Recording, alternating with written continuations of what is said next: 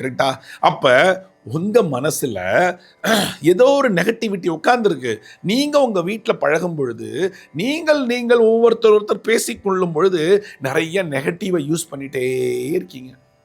வாஸ்து பிரச்சனை அல்ல. உங்க மனசுல கோளாறு, உங்க வாயில கோளாறு. அப்ப நீங்க என்ன பண்ணணும்? ஒரு செங்கலுக்கும், ஜல்லிக்கும் உயிர் வந்துருச்சு, வீடு கட்டினா உயிர் வந்துருச்சுன்னா, நீங்க பேசக்கூடிய வார்த்தைகள் பாசிட்டிவாகத்தானே இருக்கணும். எல்லார் வீட்லயும் நான் பார்த்துருக்கேன். புருஷன் பொண்டாட்டி சண்டை வரும். அந்த சண்டை வரும்போது பார்த்தீங்கன்னா, அவ்வளோ பேட் வேர்ட்ஸ் கெட்ட வார்த்தைகள் அப்படியே உதிரும்.